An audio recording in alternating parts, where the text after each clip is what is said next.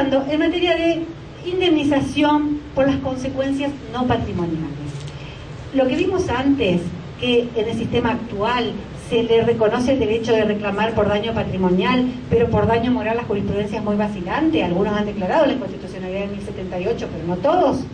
El proyecto trae una reforma muy importante en este tema, porque dice que tratándose de consecuencias no patrimoniales, cuando del hecho resulta la muerte o una gran discapacidad, miren qué apertura de la legitimación, el conviviente va a tener legitimación a título personal. Es decir, no quiere decir que sea un derecho que se transfiere por sucesión, sino es una legitimación iure propio, de la misma manera que el cónyuge. Es decir, quienes convivían con aquel recibiendo un trato familiar ostensible van a poder ser reparados por el daño no patrimonial sufrido por la muerte de su conviviente.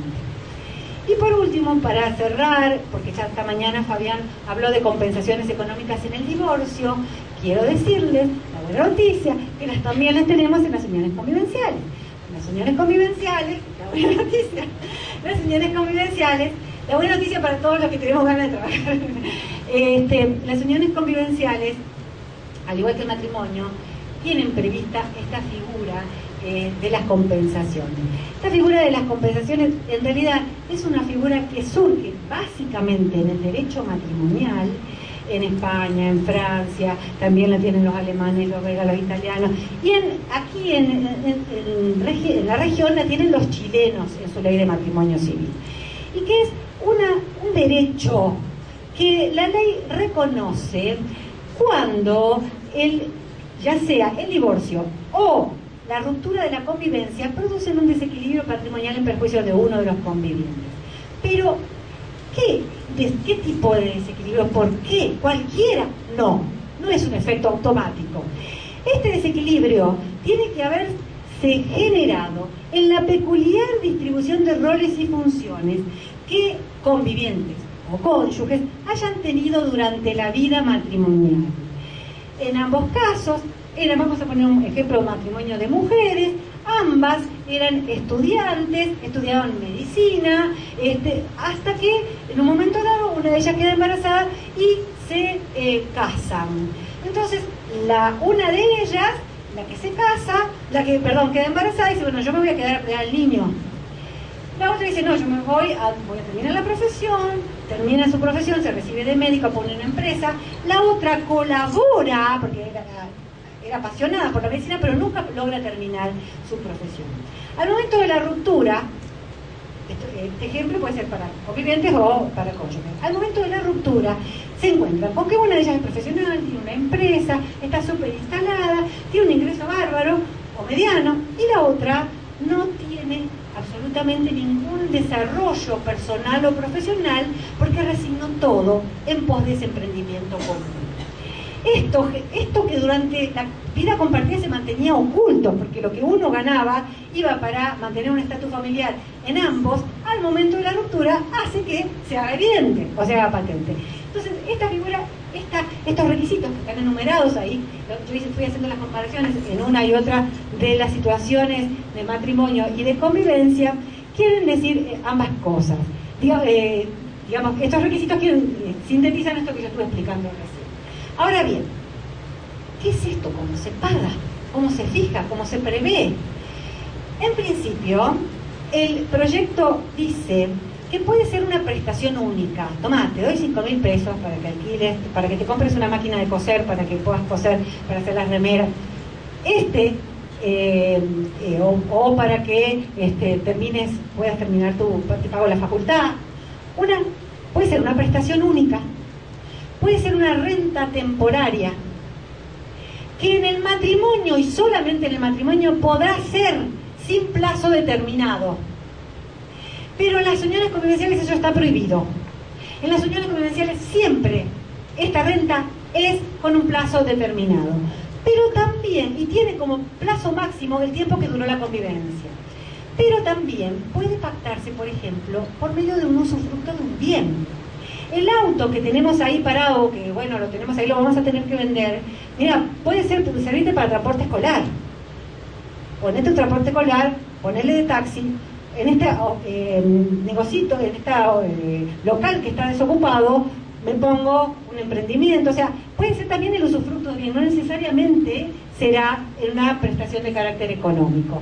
En materia de uniones y de matrimonio, en ambos casos, yo para poder ir a reclamarla, no puedo haber dejado pasar más de 6 meses desde el cese de la convivencia o desde el divorcio. Responde a una idea de concentremos todos los efectos de la ruptura, porque acá, señores, tenemos que regular y resolver todas estas conflictivas en el momento que más próximo posible, para después ocuparnos de quiénes, de los hijos, que en definitiva son los que terminan pagando el pato de las crisis en la ruptura.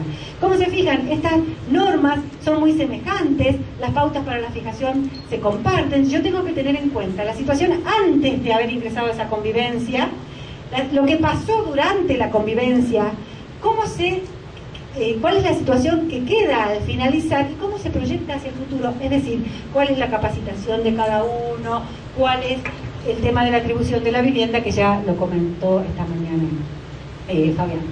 ¿Cuál es su fundamento de esto? ¿Por qué está esta figura acá?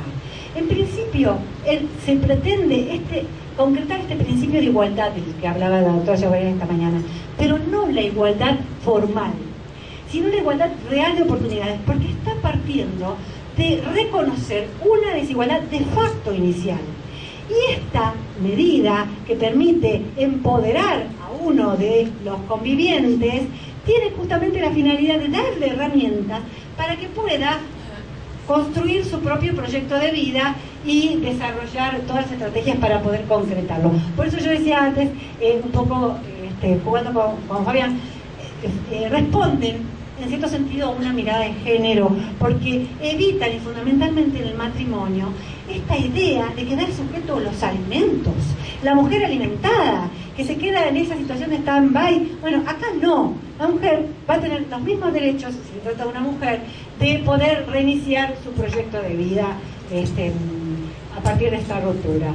Y también se fundan en la equidad, en la provisión del enriquecimiento sin causa. A partir de esta figura, he empezado a estudiar los juristas, los doctrinarios. ¿De qué se trata? ¿Qué son?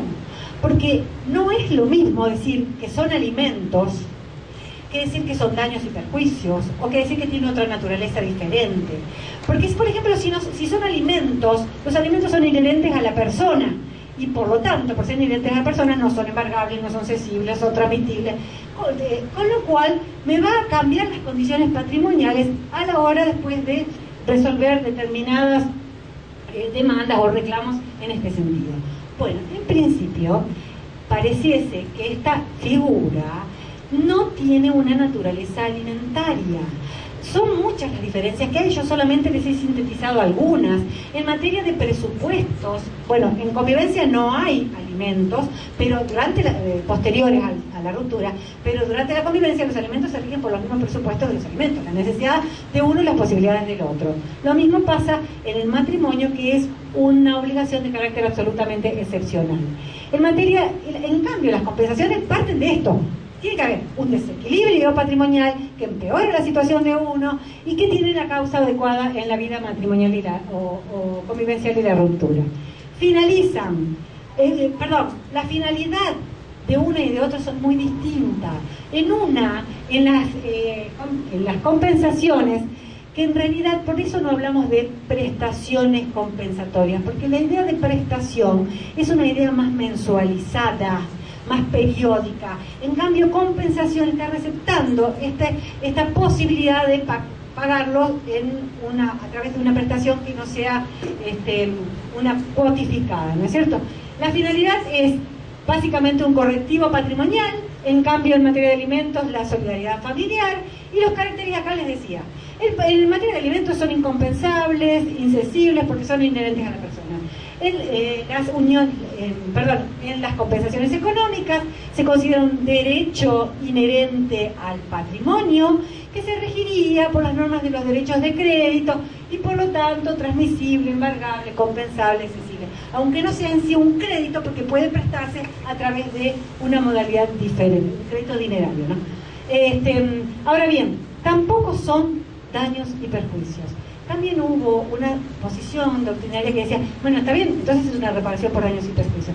En principio, desde el punto de vista de la pureza jurídica, las compensaciones tienen un objetivo o un fundamento objetivo. Yo no tengo en cuenta quién dio causa a esta ruptura de la convivencia o del matrimonio. En materia de daños, ustedes saben que tengo que probar la culpa. Es una responsabilidad subjetiva cuando se trata de relaciones familiares. En materia, la finalidad, como les decía, los daños es compensar, corregir un desequilibrio económico, mientras que en las compensaciones, en los daños, indemnizar, y en la procedencia también cambia sustancialmente, porque si yo, los daños y perjuicios exigen acreditar los presupuestos de responsabilidad civil, antijuridicidad, factor de atribución, relación de causalidad, y me estoy olvidando del cuarto.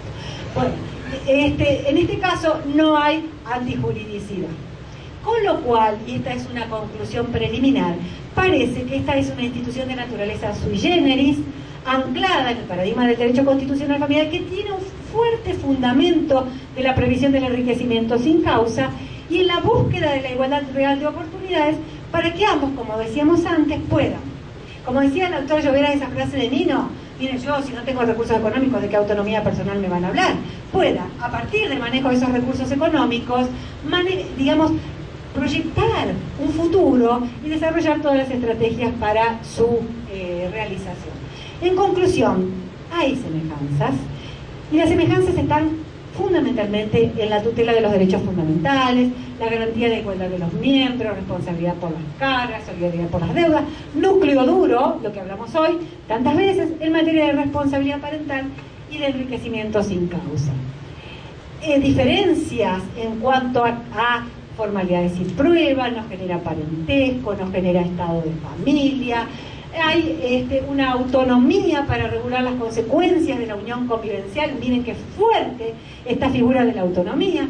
Efectos patrimoniales no hay en las convivencias, sino permite, digamos, o fomenta el pacto, y si no pacté, tengo que seguir resolviendo las cuestiones vía derecho común. Y en materia de derechos sucesores. De esta manera, la propuesta para, digamos, compatibilizar con lo que se ha estado hablando esta mañana es avanzar hacia este derecho familiar inclusivo, en el cual haya lugar para todos, y que esta normativa respete tanto aquellos núcleos o sectores socioculturales en los cuales la convivencia no es una opción o reivindicación de su libertad, sino que la gente naturalmente vive en convivencia y alguna protección hay que darle, con la libertad de los otros que pugnan porque el derecho no se entrometa, digamos, en sus relaciones familiares. Por eso, una regulación parcial con amplio margen para la autonomía personal. Y para el cierre, en esta idea de un derecho familiar inclusivo, me pareció que podía recordar con ustedes este pensamiento de René Dupuy, que es un profesor de Derecho Internacional Privado francés, que murió en París. Dijo Dupuy: vivimos en un mundo en el que por fuerza hay que hacerle sitio a todos. No se puede huir de los otros. No existe otro lugar. Muchas gracias.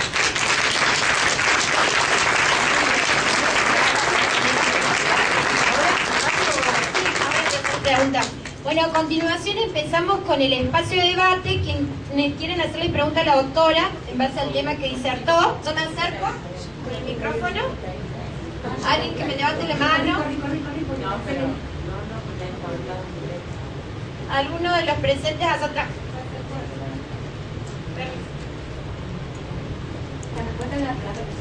La respondemos entre todos.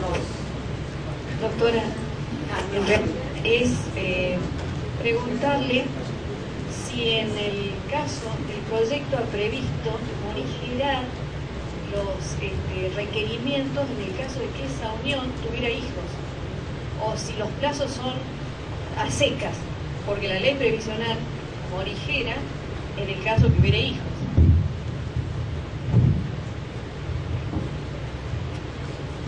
No, en materia de, para aplicación de los efectos del artículo 3º del Código Civil, En realidad la presencia de hijos se aplica, por ejemplo, no solo para la ley previsional, sino en materia de indemnización por daños laborales y muerte. El proyecto habla solamente de un plazo, toma el elemento de permanencia y fija esta pauta objetiva de los 2 años. Este tema se ha discutido mucho porque, bueno, la elección de un plazo o la fijación de algún elemento que acredite esta idea de permanencia o permite presumir esta idea de permanencia o estabilidad, a veces puede resultar arbitrario, ¿no? Había diferentes posiciones y se analizaron esas diferentes posiciones, tomar en cuenta la existencia de hijos, no fijar un plazo de 1 año, fijar un plazo de 2. Se consideró, mirando un poco lo que pasa con los antecedentes del derecho comparado, que este podía ser un plazo razonable. Ahora sí, fíjense que para lo único que hay una diferencia en la existencia, con la existencia de hijos, es en materia de la atribución, la afectación del bien de familia, cuando se atribuye la vivienda para el divorcio. Yo quiero decir, la verdad, que estoy de acuerdo, desde mi posición, con que no se sujete a la existencia de hijos los derechos de los convivientes. Porque los convivientes de por sí son familia y tienen derecho a la tutela familiar desde el momento que deciden organizar su vida familiar. La existencia de hijos genera a los hijos mecanismos de protección muy intensos, que los tienen propios, digamos, por los propios sistemas de protección, pero a mí me parece muy importante esta reivindicación de derecho a la protección de los convivientes por el solo hecho de ser convivientes, porque estoy reconociendo que ellos son familia, y es un grupo familiar que tiene derecho a ser tutelado también por nuestro ordenamiento jurídico. Por eso no me parece mal que no se lo sujete a... ¿Vos adherís? Bueno, muchas gracias, doctora. ¿Alguna otra pregunta? Levanten la mano para la doctora y continuamos.